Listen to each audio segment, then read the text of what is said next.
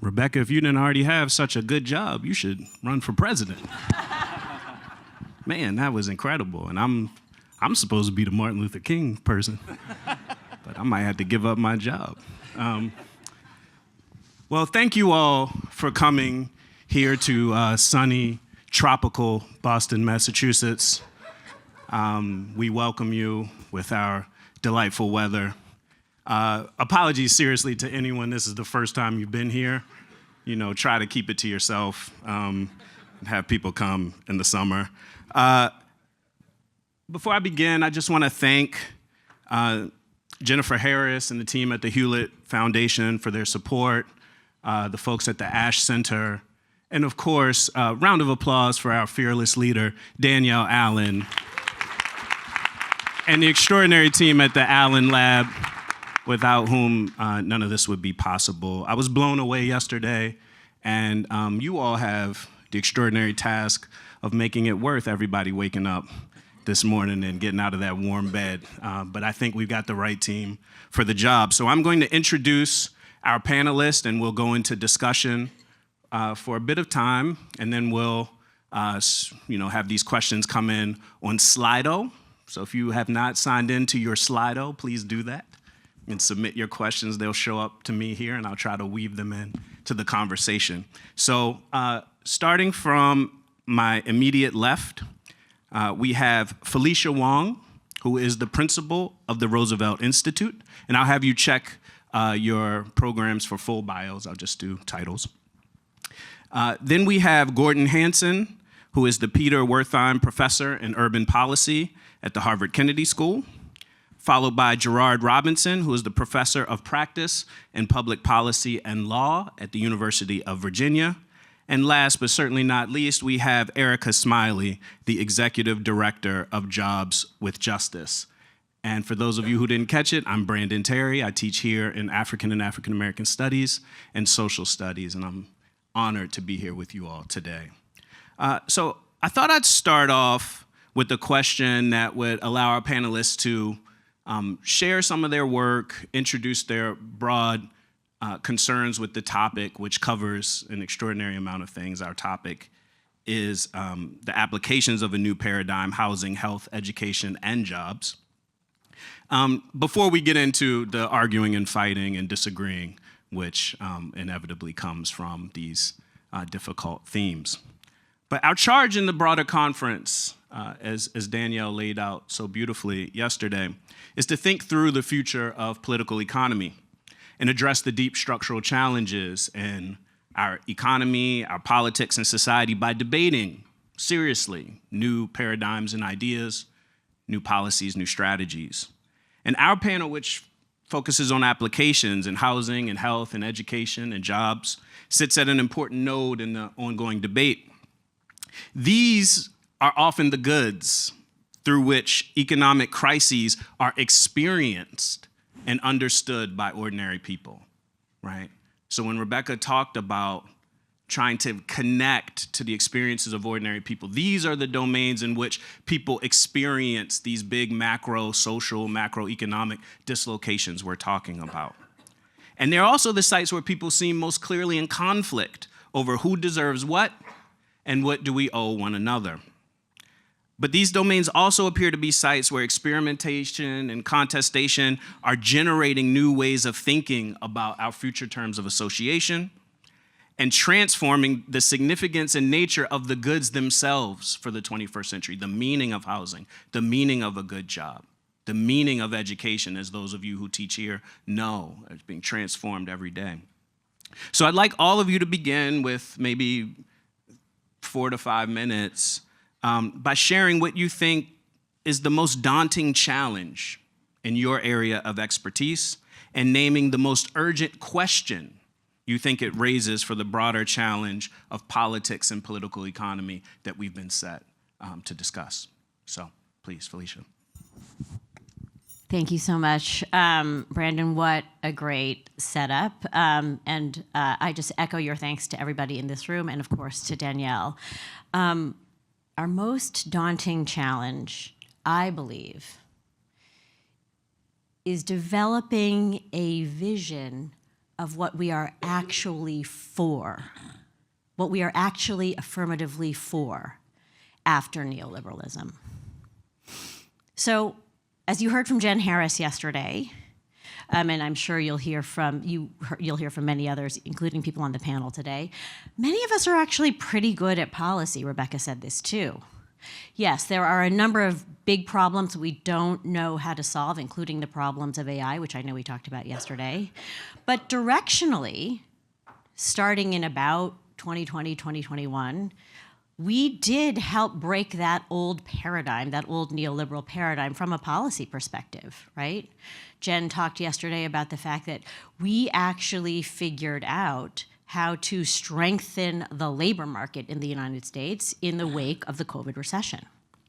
We actually figured out how to move more trillions in ultimately in support of green industrial policy. Gordon, I'm sure we'll talk more about that. We were brave enough to use a kind of targeted tariff regime, that's what Jen called it yesterday, to begin to think about how to strengthen American industry, particularly in semiconductors, but in other places. And we did it all while beating the growth targets that, we sort of thought we were doomed toward when COVID first hit. So we are pretty good at policy. That's a good thing. Another strength we have, we are actually starting to hear convergence across, right and left are not great terms, but we're starting to hear convergence across many different ideological factions. That's actually one of the most exciting things about this room. That's a good thing, right? But as some people hinted at yesterday, and as Rebecca hinted at just 10 minutes ago, it doesn't really add up yet. It doesn't roll up. It has not yet become what Larry Kramer called a new common sense, and it certainly has not become a mass politics, right? If you went home for Thanksgiving, if you plan on going home for, the winter holidays, the Christmas holidays, you talk to your family. So what do you do? And they are not gonna, you will do really hard, if you're like me and my family, I do really hard translating at the dinner table. Oh, you work for Joe Biden. No, I do not work. That's the closest they can. It's not legible to them. And I think that is because there is no mass politics. We sometimes say story of how the economy works, but I actually think it's more than that. I don't think we have a vision. I don't, at least some of us in this room, I'm a card-carrying progressive. Excited to be in a room with people who are not card-carrying progressives, but I'm a card-carrying progressive, and I will say that progressives do not have a vision of the good life. You ask people that, you're gonna get a list of tax the rich and increase the child tax credit, make it refundable. That's not a vision of a good life. These might be good things. But it's not a vision of a good life. I also think, even harder, we do not have a vision of the good society. We really do not have a vision of the good society. Now, I'm really excited, Brandon, to read your book, because I think in your book, if I'm understanding the reviews correctly, you make the argument that the history of the civil rights movement, that is an example that we as Americans can use to make actual sense of big concepts like freedom or democracy. And when those histories become attenuated, it's really hard for us to make sense of what our future should be. So I do think that our most daunting challenge actually is to have a vision of a shared future, and actually to do this in a way that truly listens to the vast majority of Americans. Sometimes those of us who are kind of close to politics talk about, listening to voters, that's all important. But what we need to understand is that the vast majority of Americans who do not have a college degree, Americans who work for a living, the vast majority of Americans actually have no real way of expressing what they long for to people who are in the political class. They just don't. We do a lot of surveys. We do a lot of focus groups. But in none of those surveys or focus groups do we actually ask people what they, and this, Rebecca, gets to what you were saying, emotionally and deeply want for housing, for jobs. We just don't do that. That's not how those are structured. We ask people to rank order, like, what do you care more about? The price of eggs and gas, or, your rent going up, or we ask people to rank order, or climate change.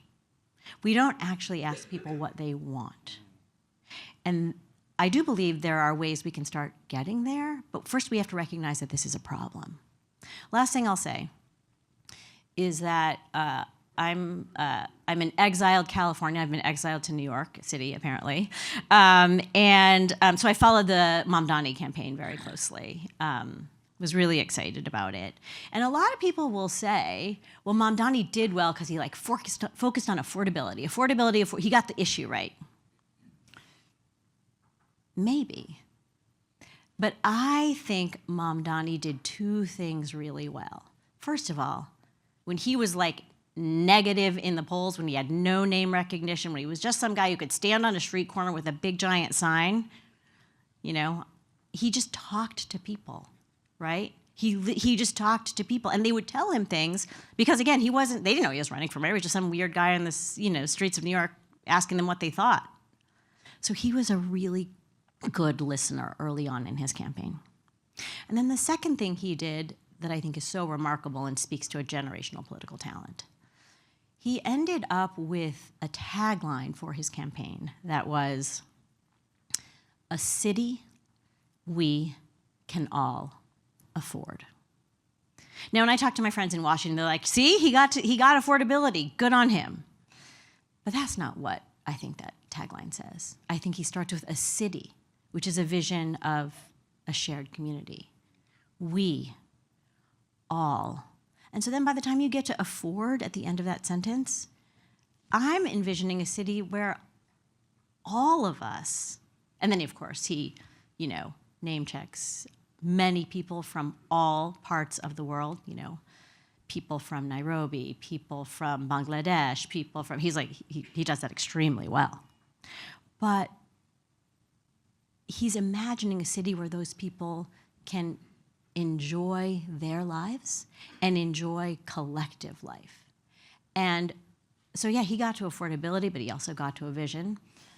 I don't know what that means for the rest of us who are struggling to do this nationally, but I think there's a lesson there. Thank you. Gordon. Thank you, Brandon. It's a real pleasure to be here. I want to add my thanks both to Danielle and also to the Hewlett Foundation, which has been supporting the work that Danny Roderick and I are doing as part of the Reimagining the Economy project here at the Kennedy School. And what I'd put forward as our most significant challenge is improving access to good jobs. We talked about the Good Jobs Challenge yesterday, one in which lots of people can agree. It's one of not only our essential obstacles, but one around which we can agree. You can get people from the left and right to agree with the fact that we don't create enough good jobs, especially for those without a BA degree.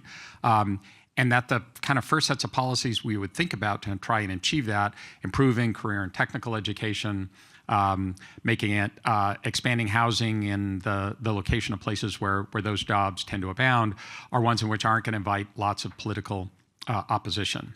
So I don't want to focus on the creation of good jobs. I want to focus on the access to good jobs. And just to add some spice to the discussion, I would say that neither President Trump nor President Biden have done anything meaningful on improving that access. So I'll make 2 points to try and drive that home. First is, what are the obstacles to access? And I would highlight 3. One is size.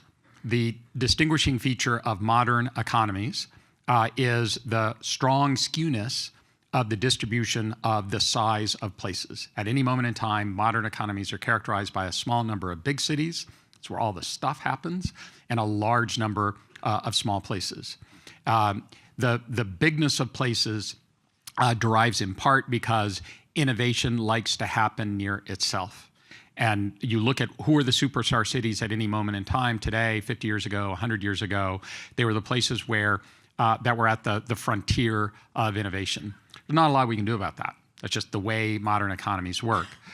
We then need to think about how do you diffuse the products of that innovation so that the smaller places can participate. So that's kind of one challenge. Second challenge is one of distress.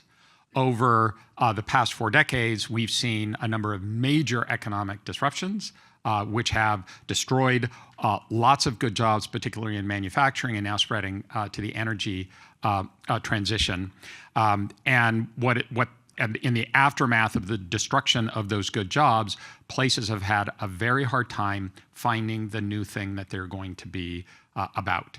And so not only do we have the legacy of distress that comes from histories of discrimination and underinvestment in disadvantaged communities, we now have the new legacy of mass job loss in manufacturing over the last several decades. Then the third challenge is one of organizational capacity.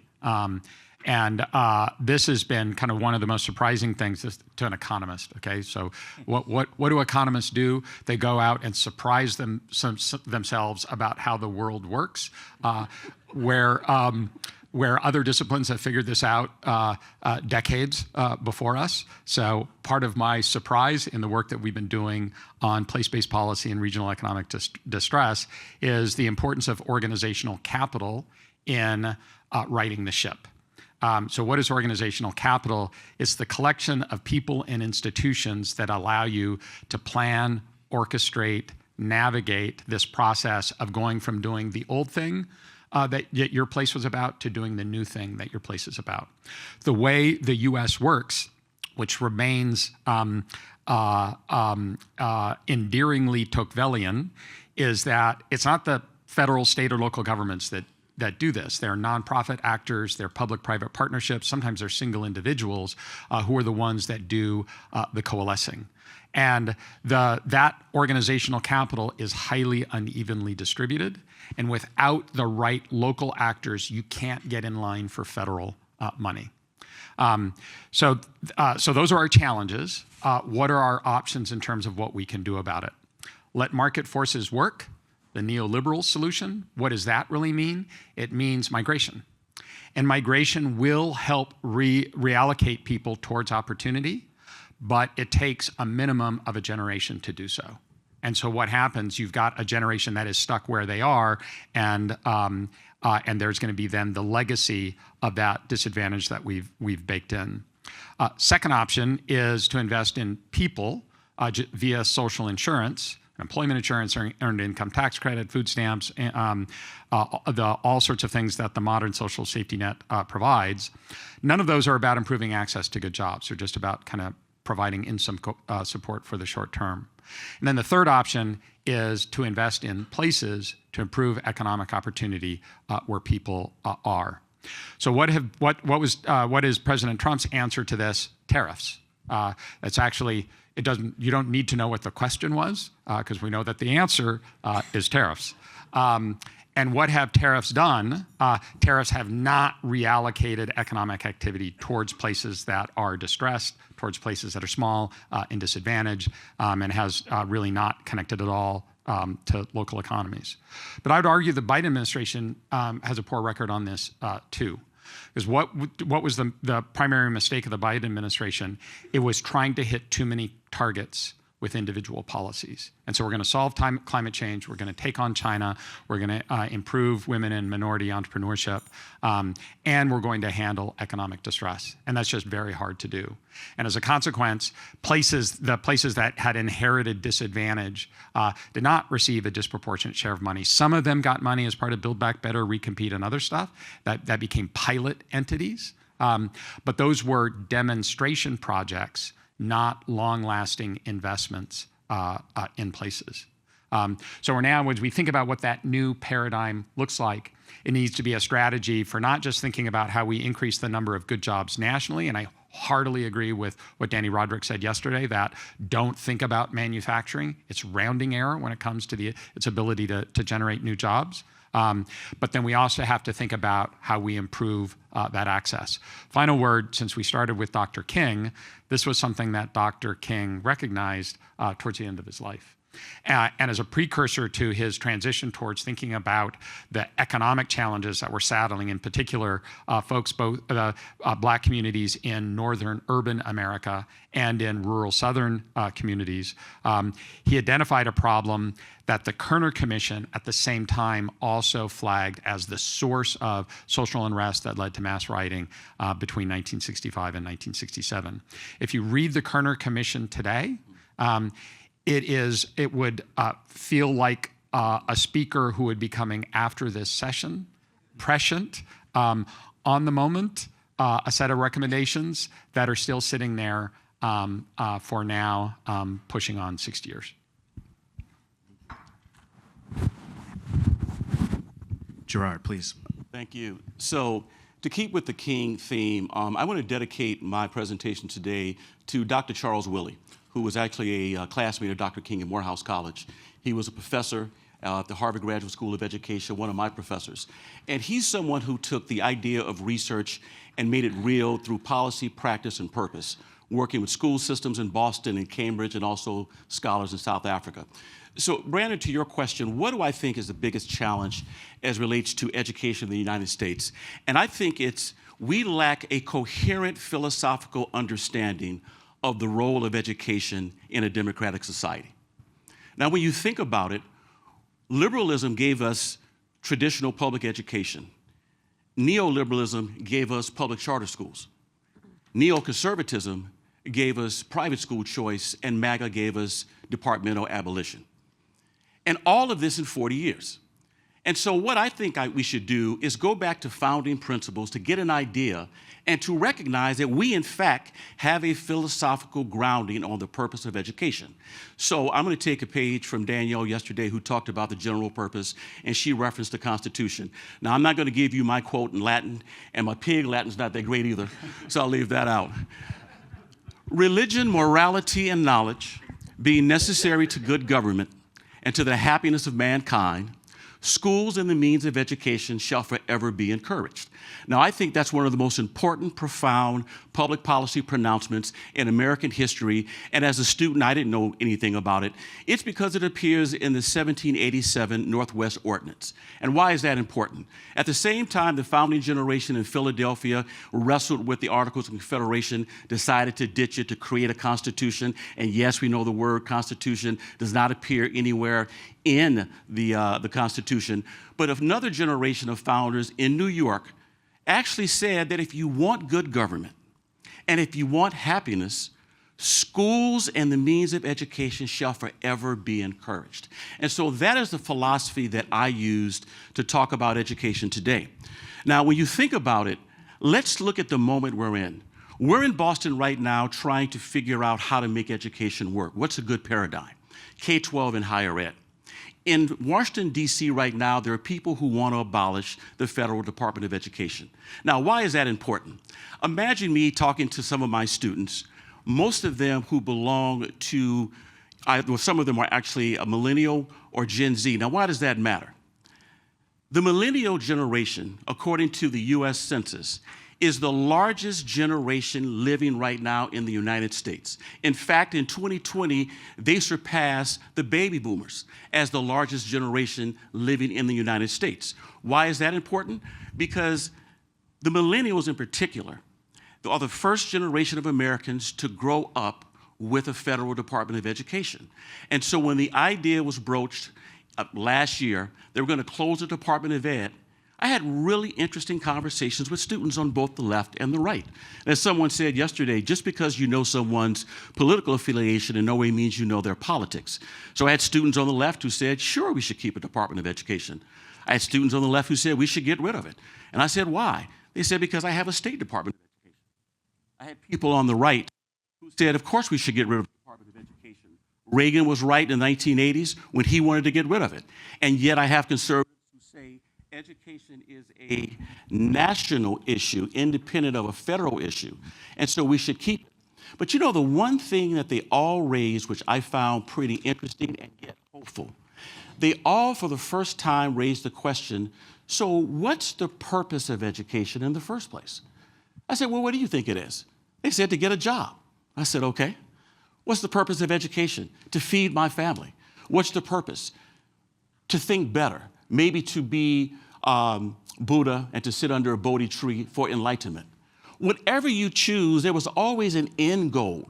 But no one stopped to think that maybe there's a deeper meaning for why we should have an education department. So in an interesting way, Brandon, from the possible death of the Department of Education comes an opportunity to resurrect 1,000-year-old questions about what's the purpose of education in a democratic society, and particularly as we're talking about the ideas of neoliberalism. From the K-12 sector, I say that we can't talk about real education until we talk about absenteeism. The number of young people who miss more than 5 days of school and what role that will play in the likelihood that they will not return, that's a problem. From a policy perspective, higher ed, we have to quit talking about dropouts and talk about stopouts. What does that mean? I had an opportunity to work as Secretary of Education under a Republican governor in Virginia. And we had a conversation about the number of dropouts that we had, particularly from our HBCUs. And I said, Governor, these aren't dropouts, these are stopouts. He says, what do you mean? I said, according to the way that we follow a student, if I enter school in 2020 and I graduate in 2024, or some instances 2026, they'll say you graduated your cohort. But if I took a semester off or a year off to take care of a family member to work, and I come back and I still graduate in 2026, I'm not a part of my cohort. I said, these are stopouts, not dropouts, to open the conversation that students leave school and come back for all kinds of reasons. Let's remember, 10 years ago, for the first time in American history, the average college student was over the age of 25, did not live on campus, didn't have a meal plan, and wasn't throwing a Frisbee. That many of them were learning online. You know, a good friend of mine named Gene Wade, who's a Harvard Law School graduate, he is an education futurist, and at a conference we had here at Harvard, I guess a couple of years ago, on innovation in higher education in Africa. And we talked about Africa in part because by 2070, I'm looking at my colleague now who mentioned that in 2070, the majority of the people in the US will be people of color. Well, guess what? The majority of students in K-12 education right now are students of color. But by 27, 1 of every 5 school-age children are going to be on the continent of Africa. But what Gene Wade said is we want to keep up with the pace in which adults want education, those who wanted to come to the United States to learn. We would have to build the University of Maryland every week for decades. And there's no way we're going to do it. So we don't have to erect buildings to work with brains. We can use AI to do that. And it comes with its challenges. So for me, I go back to founding principles: religion, morality, and knowledge being necessary for good government, and we can surely use good government right now. And the means of happiness, and I will take an Al Green piece, we need love and happiness to go with our last speaker. Schools and the means of education shall forever be encouraged. Thank you so much. Erica, please. Well, thanks for having me, guys, and Danielle, thanks for inviting me. I'm definitely the parade up here parading as an academic for a day. This is fantastic. I feel very smart just in proximity, and I would just say that maybe just 3 comments to your question. The first one is just that. Well, first of all, democracy is not sexy. I'm just going to put it out there. It's not sexy at all. Freedom's freedom to, freedom from, free at last, and democracy is a process by which we make decisions. And I was coaching and talking to some writers in Hollywood. Don't ask me how I got there. I still don't fully know. But they were like, we want more trade unions. We need to put more union stuff into some of these scripts. And we could just, we want to have some more strikes and pickets and all this stuff. And I was like, that's great. But here's the thing, like when democracy is working in the workplace, it's actually really boring. It's like someone gets sick and they go fill out a form, and then the labor management team meets and does a thing. Because the point I'm making is that that democracy is really dull, and that's a good thing when it's working at its best. it's actually really dull, and that's the path to the really exciting stuff, to freedom, to life we can all get behind, society of our dreams, of our ancestors' dreams. And I say that because at Jobs with Justice, a lot of people say, oh, you're a worker organization, you're a union organization. And I often say, actually, we're a democracy organization. It's just that our path to democracy is the economic path. And if you think of a collective bargaining agreement, it's just a democratic policy for the workplace. It's just a process through which the majority of any given work site or industry or company can come together and make decisions about life in that place.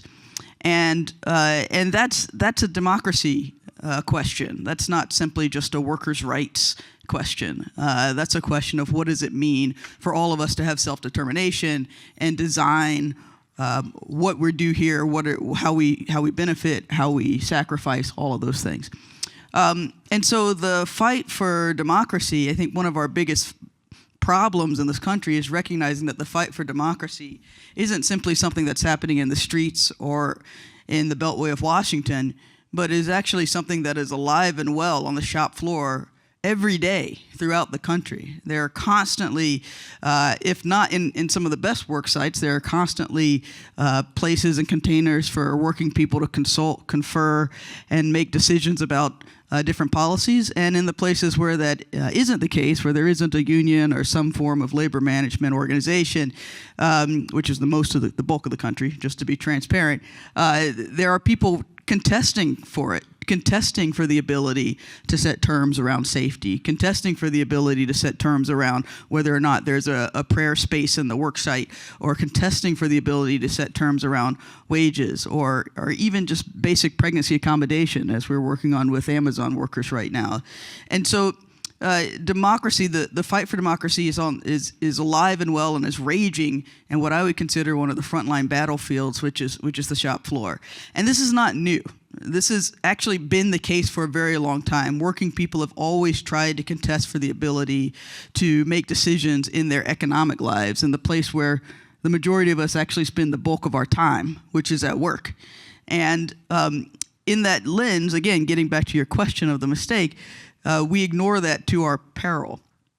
Because when we think about policy making and rule setting solely in civil society, and then forget what it means to have policy and rulemaking in our economic lives, or we give up the ability to set those terms democratically, we suffer. Because I think it was Adam Dean who wrote in his book, Opening Up by Cracking Down, he talked about the expansion of neoliberalism, and there was this kind of myth that was sold to working class people that was like, all right, we got to crack down on these things that you previously knew as democracy. We have to crack down on unions. We have to crack down on education.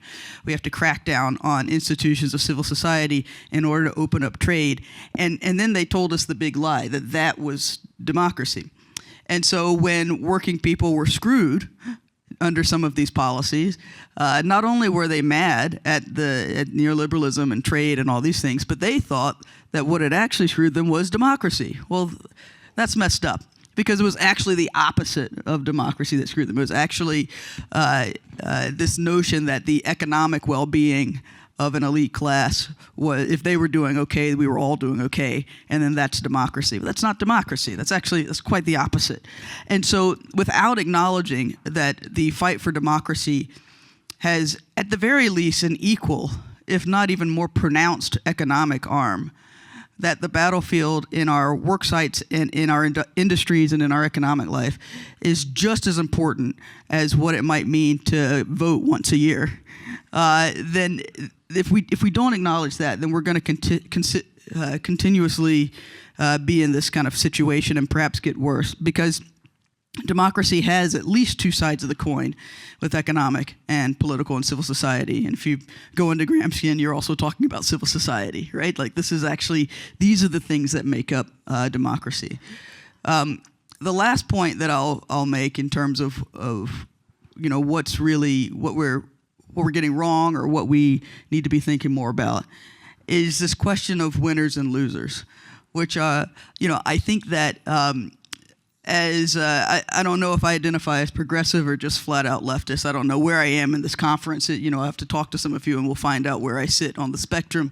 But the long and short, I think, is that oftentimes on the more left of center side of things, there is a unwillingness to describe that there are some people who will lose in a democracy.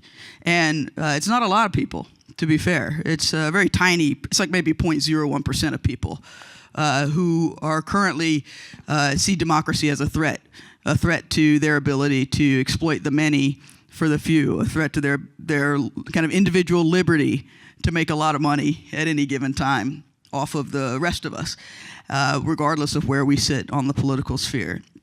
And without acknowledging those winners and losers, we end up, I think it was Michelle Obama saying, oh, you know, we go high when they go low, and then they just cut us down a little lower, and then we try to go a little higher, and then they go low, and then they just chop us down a little lower. We're missing the fact that we aren't gaining any ground here. And one of my favorite quotes, and I don't know who made the meme, but it was after, I think, the 2020 election or something, and it said, you know, imagine you're like at home, if you're like me on Sunday, you're watching a football game, you got some people over, and you say, hey, you know, what do you guys want to eat? You know, we got to get something. You guys want a pizza? And of your 5 friends, 3 people say, yeah, let's get a pizza, and 2 of your friends say, no, I want to kill and eat you. Pizza is won, but do you let the people who said I want to kill and eat you stay? Do you let them stay to the end of the game? Do you let them vote on the next pizza or on the next meal? Like, and in our country, I feel like we have. After President Lincoln was assassinated days after the end of the Civil War, after the peace agreement, and yet we said, oh, that didn't negate the peace agreement. Or southern states were allowed to opt out of the New Deal, but it didn't negate, you know, their ability to participate in other policy making. You know, the Confederate flag, the one flag that actually has declared war on the United States internally, the one treacherous flag of the country, showed up in the Capitol on January 6th. And we all just said, okay, well, you know, forgive and forget. And I feel like if you're in a situation, you're sitting across from someone who does not want the same thing you want, that does not want democracy, that would rather tear it down and build something different, but you're saying, but we're going to continue to participate. You have to acknowledge that there is a fundamental problem, and that fundamental problem is economic. And I think that Gordon, in speaking about region, I know we're going to get into some of this in the discussion, but in speaking about regions and manufacturing, I'm a Southerner by origin, or I should say by nationality, from North Carolina. I live in Jersey, but I'm from North Carolina, and you know, when I grew up, the minority, the economic minority, the ideological minority, has never needed a majority to rule. This idea that we've always been a democracy is kind of like, it's confusing to someone who grows up in a place like that, because I grew up around people who were very clear that, you know, democracy was not something that they desired. It was maybe something that they had to put up with at best. And that's a problem, because we keep saying we all are on the same page. We're trying to build this great American democracy in the spirit of Tocqueville, but that's not actually the case. We are actually in a long-standing battle, a long-standing war to achieve what many of us think is the society that would work for all of us, a society where we can all make decisions and be a part of self-determined, be a part of determining like the vision of the future for ourselves. And there are some people who don't. And so in the context of building a healthy democracy, the solution to this, of course, is to center the economic battlefield of this fight, and to clarify that we can have many, many shared interests in that fight, but that there are some non-starters that we will not allow to cross the line, which is to say, like, if we truly believe in democracy, that means that everybody has to be able to make decisions in every place that we're impacted, including in our economic lives, and that those who will not benefit from that either have to kind of come along with us, or they actually can't participate anymore. Well, I want to thank you all for laying down some serious gauntlets and things that we can come back to and tie together. I've caught a lot of themes overlapping. And one, I mean, maybe just a really short follow-up on some of the things you just said, Erica. You might imagine one implication of the line you're giving us is that you see unions as not just a fundamental part of a future vision of political economy, but one that's really geared toward recovering kind of antagonistic politics, right? One that is drawing boundary lines and dealing with deep structural antagonism. So I just wanted to hear you say, just very briefly, a little bit more about what you think the future of union politics is, and how might you see us getting to that imagined future? Is it sector level bargaining? I'm just curious to hear you say just briefly. Yeah, I'll make two, whatever. I won't even label it because then I'll just go on and bust out of my talking points. A couple points. The first thing is to say that, yes, unions are critical elements of democracy. How we define unions in the United States is super specific. It's very narrow. There are mass organizations that would be identified as unions in many other countries that here are not, because here, unions depend on your 990s and whatever paperwork you have to submit, and then if you're a union, you can do these things, but you can't do these things. It's very rigid. It's similar with our own nonprofit tax law, all the things that put limitations on civil society, which we could have a whole other panel on that. But unions, in the broadest sense, yes, are critical parts of democracy because they are on-ramps to people being able to consult, confer, and make decisions about their everyday life. And even here at this institution at Harvard, right, in many business schools around the country, and I'll use Harvard just because that's where we are, unions and labor institutions used to be a part of the business school curriculum as just one of the many stakeholders in running a business. Just like you would have shareholders and community and regulators and all this kind of stuff, like you would actually think about running a business in a more democratic way with unions being a part of it. And then at some point, labor got kicked out, and I think I don't know, Sharon Block and Ben Sachs, they have their own center now because it became more about unions as a liability. There was a significant shift between stakeholder and liability. Liability to being able to maximize the profits of a company. And that shift it happened in private sector, it happened in business, but that was a shift away from democracy. There was a shift away from democracy in economic life, and that had pretty significant implications. And so what I do think is that, I'm not saying we need to get back to the way anything was in the 50s, Lord knows. My ancestors would roll their eyes pretty aggressively. But what I do think is as we move forward, and we've already started to see this, like working people are not waiting on permission to attempt to participate in democracy. That many working people, the biggest fight right now, I mentioned Amazon earlier, the biggest effort of workers at Amazon right now that is actually engaging with the company is around pregnancy accommodation. It's not an issue I would have chosen necessarily, but it's the issue that was the democratic issue. It was the issue of majority of working people willing to take action in that context, and that's a good thing. And I've talked to many workers from the 70s. I didn't want to say anything. You skipped Gen X, by the way. I don't know if we are allowed to. Do we exist in this? I have so many questions. I'm like, wait a minute. What happened to we had a Department of Education anyway. But I talked to some folks, and they were like, in the 70s, there was this like second wave women's liberation movement. She was like, our women's liberation movement happened on the shop floor when we won a bathroom in the Ford assembly warehouse in Dallas, Texas, where women could actually have a place on the shop floor to just go to the bathroom. That was their victory. That was their women's liberation movement. And now we're seeing that with women at Amazon. And likewise, when it comes to workers at Starbucks, at Trader Joe's, at all of these facilities, at Volkswagen, right, where people are beginning to say, I need to actually be a part of the decision-making process of this place, which leads to what I think is my last point, which is to say that union culture and kind of the direction of the union movement isn't guaranteed to just go well. And there's a unique peculiar institution, I hate to use that phrase, in the United States of race and how gender is then used to isolate working people from each other to the benefit of those who actually don't want democracy.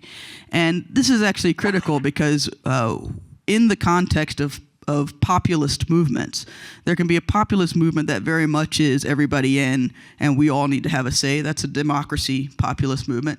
And then of course there are the populist movements that are pointing the blame at other people who are also exploited as being the problem. And I wanna come back to this point and some of the work on nativism that you've done.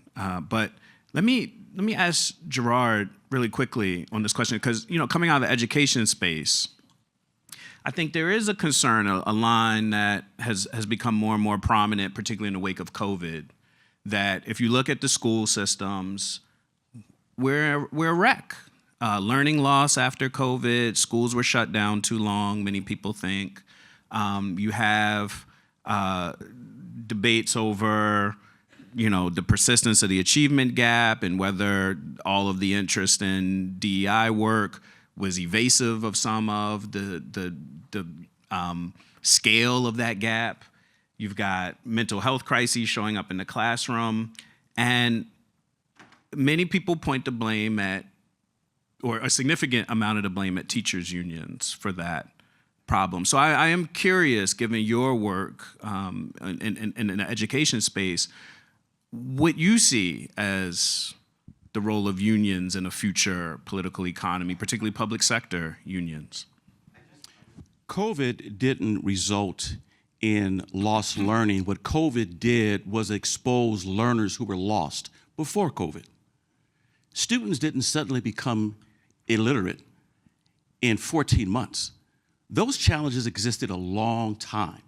And so lost learners is a way for us to stop and say, we need to make up for the lost time. The reality is we've lost a generation before then. So as it relates to teacher unions, when the Supreme Court ruled that you could not automatically take out union dues from teacher salaries, that had an impact on the teachers union.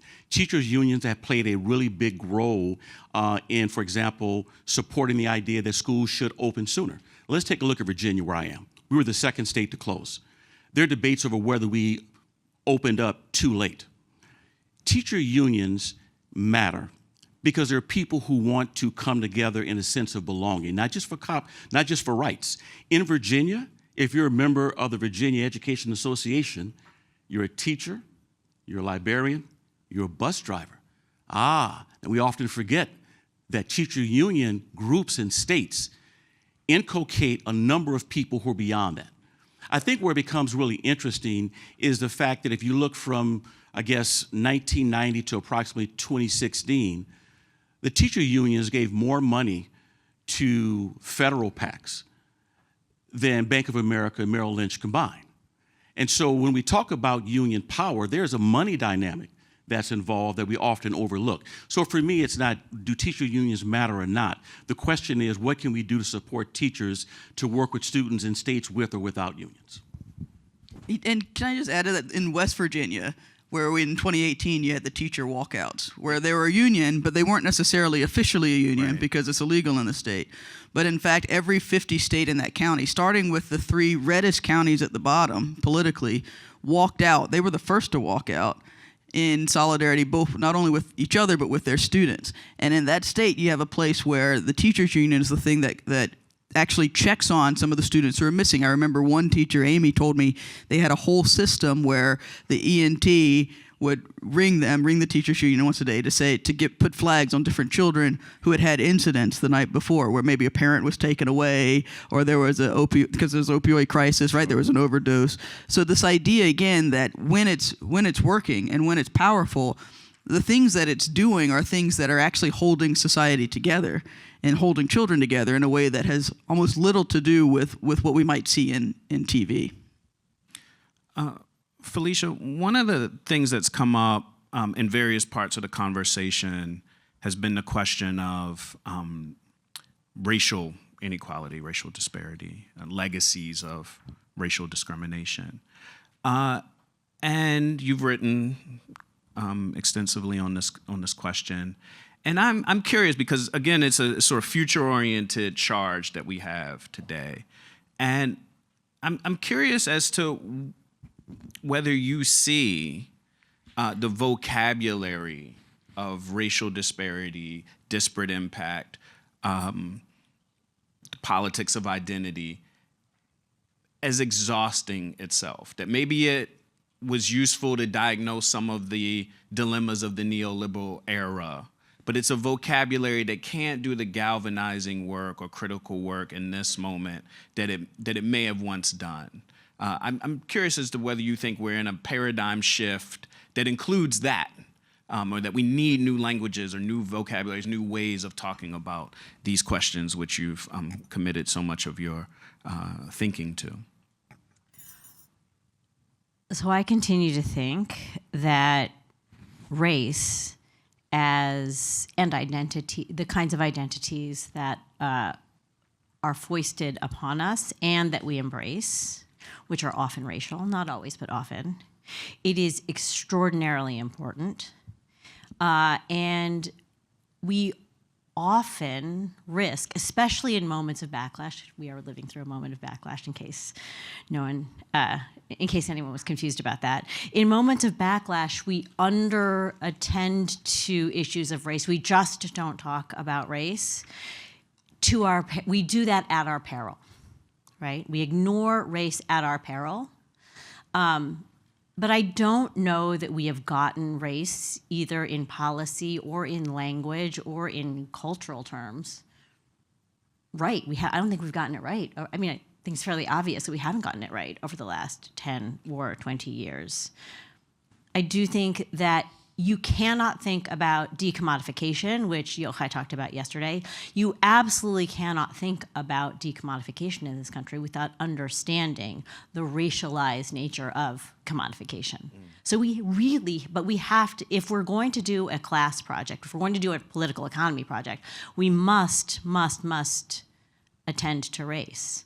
But I do think some of the ways we need to do it have to shift, and that is going to be a very hard reckoning for those of us who are progressives or for those of us who are on the left. One of the things I have now moved from the Roosevelt Institute to the Freedom Together Foundation, and one of the things I'm leading there is a project to try to listen to many, many, many more Americans. I hinted at that when I was in my opening remarks. And I think a lot of what we are hearing in this social listening, especially around race, is going to be really hard for the left. Let me just give you one example. Please. Take the idea of wealth. I, for the last 15 years, have worked in, wealth is not good. Extreme wealth is extraordinarily bad for our democracy. Wealth is corroding. Let's make wealthy people and extractive corporations the villains in the political story. This is very important. I believe this is important to our political economy. But I also believe that ordinary people, including many Black, Asian, and Latino people, want to be wealthy. Now, what they might mean by wealth is something perhaps different than, becoming Elon or becoming Peter Thiel or whatever. I think that what many people of color mean by wealth is, I would like the freedom from the market, the freedom from, being always subordinate to my boss. That is a kind of wealth. I'd like the freedom to start my own business. I'd like the freedom to take care of my own kids in the way that I want. So I do think that thinking about Black wealth is important, but you have to think about it in ways that make sense to people who are in fact Black or Asian, but you can't not think about it. I want to try to bring in some more of these questions that are coming in from our audience, and Gordon, I'm sure you may want to respond to some of the things that have been said, so please take the opportunity to do that as well. But one of the questions that keeps coming in is about trying to understand what policies would actually build up that social organizational capital you're talking about, right? So one question as mentioned, Tim Scott and the Opportunity Zone legislation, right? And their longstanding attempts to do Opportunity Zone work. But just hearing a bit more specifics about what you think would build up that organizational capital for an investing in place strategy. So Felicia said something in her opening remarks about how we figured out how to get policy right. When it comes to place-based policy, there might be kind of an overarching pessimism. It's just captured by industry. We waste money. Bureaucrats don't know what to do. But I think in this context, Felicia's comments apply very, very well. We have lots of examples of how to do policy right. So the issue isn't policy design, which is really bad for economists. This is how we get published, is we do cute or randomized control trials and come up with new designs. No, the issue is implementation. And so that's where the organizational part comes in. So what does this mean? Well, it's kind of, think about the capital market for these sorts of organizations that are trying to come up with novel ways of helping improve their communities. The venture capitalists in this capital market are often philanthropy. So philanthropy is really good at finding entities that experiment and innovate and then helping them get to stage 2. And then what happens? Nothing. Because now you're reliant on mainly state and federal government sources, primarily federal government to handle this. And federal government is not thinking about developing the innovative capacity in the right policy areas at a local level. What the federal government is about is filling out very long, complicated forms and satisfying the 75 requirements that Congress has put in place to make sure the money doesn't get wasted. So we need to think about fixing that broken capital market for local organizations. Then just quickly on the opportunity zone question, it was during the Margaret Thatcher era that we came up with the idea of enterprise zones targeting investment in very low income areas.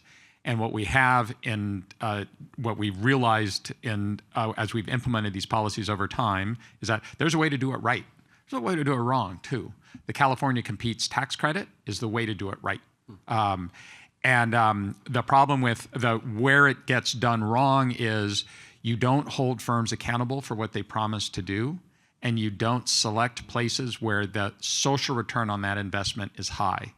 Opportunity zones commit the second problem. The money does go to low-income areas, but there's no selection on, are you in an area that's struggling? So the opportunity zone money goes to places that were low-income zip codes in places that had already started to grow and that are in richer areas.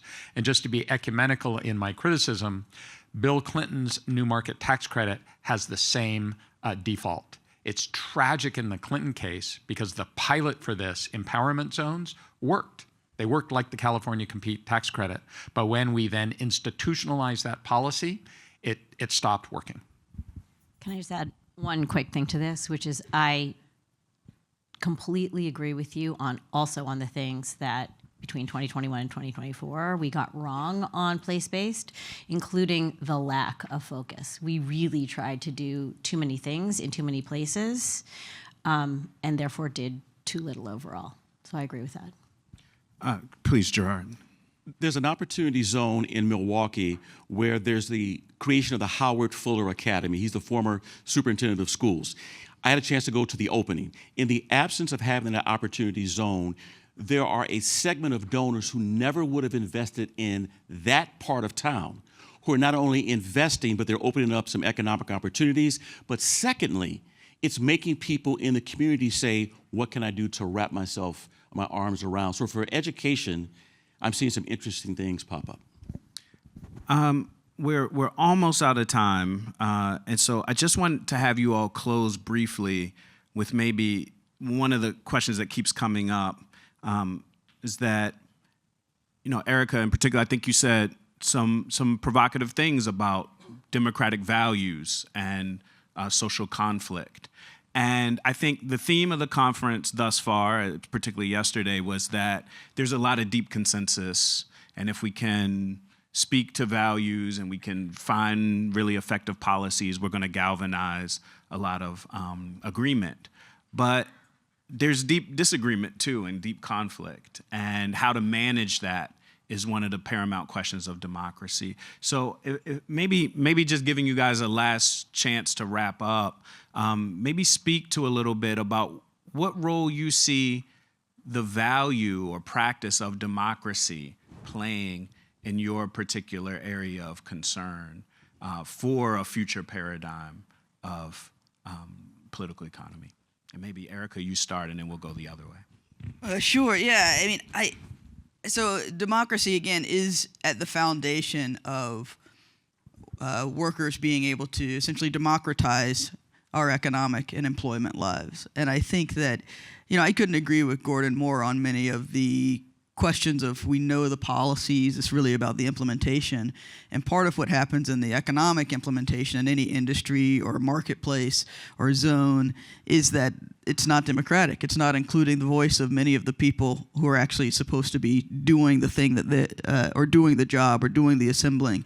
And there are cases where, a lot of unions have technology committees, and, it's not like we aren't thinking about automation or AI or things and could potentially make something work better. But because there's not a union there or some kind of platform for that level of engagement, then the innovation actually gets cut short, or everyone doesn't get to benefit. I don't actually think there's as much of a shortage of jobs as there is a shortage of good jobs that would come out of democracy, that would come out of is being able to organize and collectively negotiate in our workplaces. And I think that there is a section of the United States, the U.S. South, that has long kind of been an epicenter for anti-democratic systems and values. And it comes up in different ways, from states' rights to whatever you want to fill in the blank. And the ultimate idea behind it is to minimize majority decision-making, majority consultation. And the role of unions in righting that wrong is critical, and the role of unions, particularly in the South, in righting that wrong is critical, because the way that the states, the reason I mention it, the way that they've done that is by dividing working people particularly based on race, but also based on other identities, and making people who should be aligned under this framework of shared decision-making see each other as the enemy. And that's where, to your previous question around union power, where we have a challenge, because we could have populism that is based on white supremacy. I mean, the Nazi Party started as the German Workers' Party. Or we could have populism that's based on everybody in, let's build a society we can all see ourselves engaging in, even when that actually is a good container for even when we disagree. Democracy is a container for that disagreement that allows us all to move forward. Thank you. Democracy has to look at populations and purpose. 1 out of 4 people in the U.S. were born after 9/11. 50% of the people in the United States are under the age of 45. So as we talk about education, we have to look at a population that's more racially diverse than my parents' generation, who have access to capital, not wealth, that's very different, who learn on handheld devices, who think that holding a book could be a bad thing. They learn and do things differently. So from my perspective, the debate isn't right or left. The debate is who's at the table. Because I believe if you're not at the table, you're on the menu. And what we have to do with conferences like this is set the menu. Thank you. I'll make a very narrow point about the democratic process when it comes to helping places, because I'm way out of my depth here. And that is that, one of the things that democracy has a tough time with is the long run. And if you look within the system, do we have enough money to address this issue of the unequal access to opportunity? We might. We spend somewhere between $150 billion and $200 billion a year on place-based policy across state, local, and federal governments. We spend over half of that attracting big, shiny companies to come to our county. And the economic research is pretty clear that the way we implement those things has null economic impacts. Why do we do it? Because governors love to cut ribbons, And it actually works for governors. You get an electoral bump when you cut that ribbon. And so addressing the attention span issue and driving home the point that you're cutting that ribbon is wasting money, which could solve some really acute social challenges, would help improve the situation. Thanks, Felicia. Take us home quickly. So I'm in favor of democracy. And I don't think we're going to get a better democracy without getting a radically better economy, because to shill for FDR, which used to be my job, FDR said necessitous men are not free. And I think that is true. Round of applause for our panel. Thank you all for your questions. Turn it over to the next folks. Thank you.